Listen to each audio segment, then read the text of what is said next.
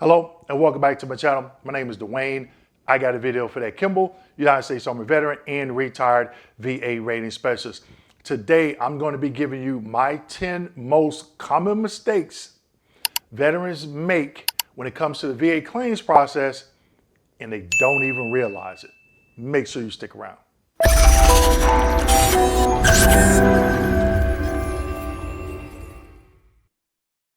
Okay, so you should know by now, I'm a former VA rater trained by the Department of Veterans Affairs, and I adjudicated hundreds and hundreds of VA claims. Also, since my retirement, I have talked to countless veterans, and guess what?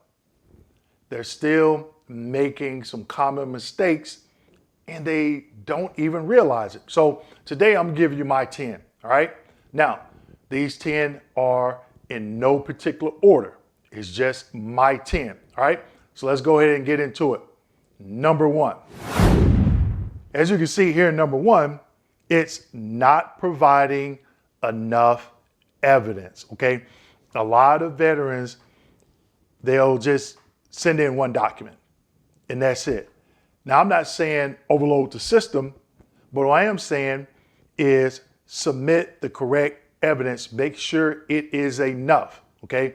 Understand that condition you're claiming. If you have MRIs, if you have x-rays, if you have progress notes, okay, you need to submit those. Now, I'm not saying submit 1,000 or 2,000 or 3,000 pages, but make sure you submit enough. So if you're claiming, let's say PTSD, you got your diagnosis, you may have a lay statement or a buddy statement or something like that, okay? Let's keep going. Number two, failing to get a proper diagnosis, okay? Claims for conditions without an official diagnosis are often denied because you don't have a diagnosis. Make sure you go out and you get a diagnosis. For example, for direct service connection, you need three things: a current diagnosis, a link in service, and a nexus, okay? So if you can't afford a private nexus, but you have a copy of your VA claims folder which shows treatment, complaint, diagnosis, injury, or disease in service, that's the link. You go to your private doctor and you get the diagnosis. You go to the C&P exam, the VA will give you the nexus. Now, and that nexus is going to be negative or positive, okay? So make sure when you submit that claim, whether it be a new claim or you're coming in to reopen a claim, you have a current diagnosis, okay? Number three, overlooking secondary conditions. I did a video and I talked about secondary to secondary to secondary. I know veterans that are service connected for tinnitus. They claim depression, secondary to tinnitus. They claim sleep apnea, secondary to that mental condition. Now, this video is being done before the proposed changes. So if you're watching this and the VA does decide to update and remove sleep apnea for the 50%, okay, just give you a heads up. And then the veteran will do migraines, maybe the secondary to tinnitus. And if they're taking some type of medication for the mental condition and it's caused them to have GERD or IBS, GERD or IBS, secondary to the prescribed medication for this service-connected mental condition, okay? So the reason why I say a lot of veterans miss out on this and don't even realize it because they're sleeping on secondary conditions. Secondary conditions can get you service-connected for their condition that you have as long as the primary service-connected condition calls it, okay? Let's keep going. Number four, ignoring VA deadlines and requests. Now, the main one here, the VA does some type of adverse action, okay? In that notification letter, it's going to tell you, you have 30 days, you have 60 days to respond. Veterans will call me and say, hey, Dwayne, I'm not understanding this letter, and then I got reduced or they severed my service-connected condition. I have them to pull up that notification letter, and guess what? It told them they could have done an RVSR hearing. And you know what? I got a video on that, right? So you need to read these documents, these correspondences that you are receiving in the mail from the VA.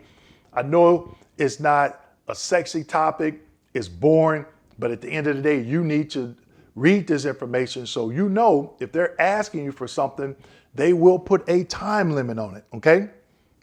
Number 5, not fully understanding the 5 ways of service connection. Whew, this is where you need to be starting. This is step 1, part 1 of the VA claims process.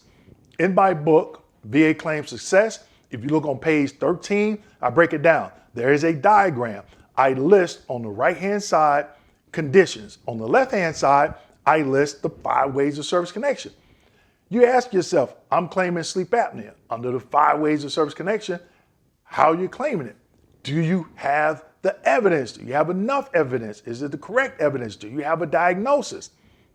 Okay, these are things that you need to be thinking about. And if you cannot connect that condition you want to claim per the VA criteria for each way of the 5 ways of service connection, more than likely that claim will get denied. Okay, and even if you can, let's just say you're claiming sleep apnea is secondary to a mental condition, it doesn't mean it is automatic. It still has to go through the process. Okay. Number 6, relying solely on the VA. Can you believe when I rated, I would get claims and the veteran was put on the 526EZ, and this was years ago. I don't know what I want to claim. Go through my claim folder and let me know what I can claim and put it on the 526 and file my claim. No. Also, veterans will rely on the VA to go out and get private medical evidence. They'll say, hey, I got treatment from here, I got treatment from there. And the VA is going to see you a 4142. And now you just added about 6 to 9 months onto your claim. Go get that information yourself. It's going to be faster. You do the intent to file. You go out and get that evidence. You got a year to file a prescribed claim, okay? And when that evidence comes in from that doctor, if it's locally, you just go to that doctor's office, sign the information.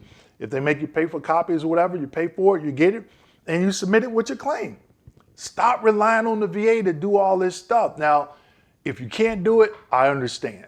I get it. But if you're able-bodied, go do it yourself. Number 7, incomplete DBQs. And I'm going to include nexus statements. When I first started my business, I used to give free classes on what makes a DBQ sufficient, what makes a nexus statement sufficient.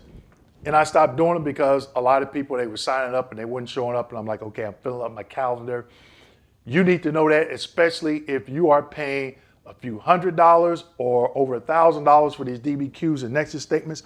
You need to know what makes them actionable and sufficient. Let's keep going. Number 8, misunderstanding how the VA rates conditions. Okay? You need to have a basic understanding of the rating process.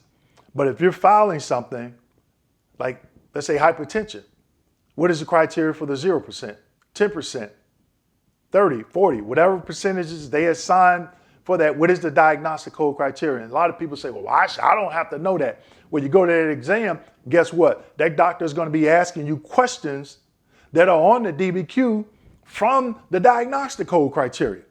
And then veterans will say, oh, I got lowball. Well, when they tell me that, do you understand the diagnostic code criteria for that condition? And I'll start asking them questions and they'll be fumbling, fiddling around, and I don't know. There you go. I'm giving you this information now so you know, hey, I know what condition I'm filing. I'm filing, increase in my back. I'm at 10. I need to know what the 40% criteria is and how they measure range of motion for that particular joint. That's a nugget, okay? Move right along. Number 9, not filing for a high-level review or supplemental claim when denied. You need to know, especially on a high-level review, why are you filing a high-level review? What VA regulations or duty to assist that VA employee failed to do for you? Don't think just because I wore the uniform, that means I should be service connected. That's my argument.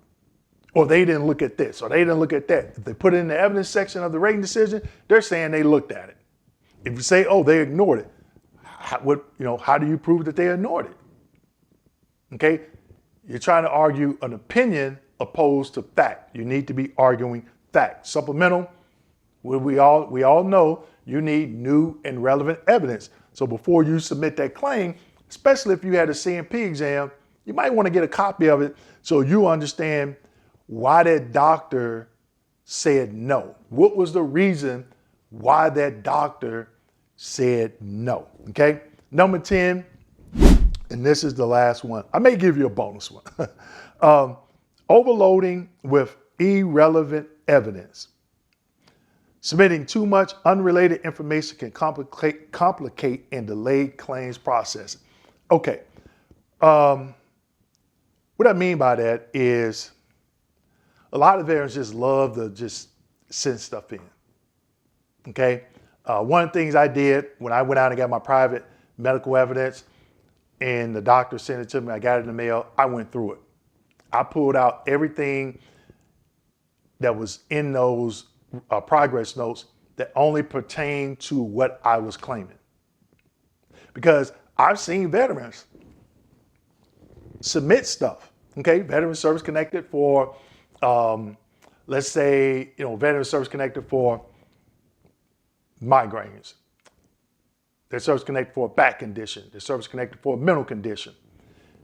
They'll send in paperwork for migraines, and in that paperwork, it'll show some improvement for the mental condition.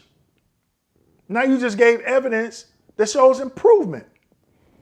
Take the time to go through all of your evidence, your information, and pull out things that's pertinent to that condition that you're claiming. That is it. Okay? If you get 1,000 pages from the progress of your private doctor's office, go through them. Don't be like, oh, I'm just going to send it in and it's up to the VA to figure out what they need. I send in everything ahead, and they're confident. And then they get a negative response from the VA and they're like, oh, the VA sucks. Okay. But they're not saying, hey, I didn't do my due diligence. Okay. So those are my 10. Again, if you ask another rater, they could be totally different. They could be something similar. I'm just explaining what I saw and what I'm seeing right now. Keep in mind, this is your claim. If you want to overload your system with thousands and thousands of pages of irrelevant documentation, go right ahead. You just set your claim up not to be successful. Because somebody has to look at all that paperwork and they are on a quota, okay? So help them out. Go through, pull out what you need, all right? Go back and watch this video again and make sure you are not making these common mistakes. That being said, make sure you like, subscribe, hit that notification button, and as always, share this video with your fellow veterans. Thank you.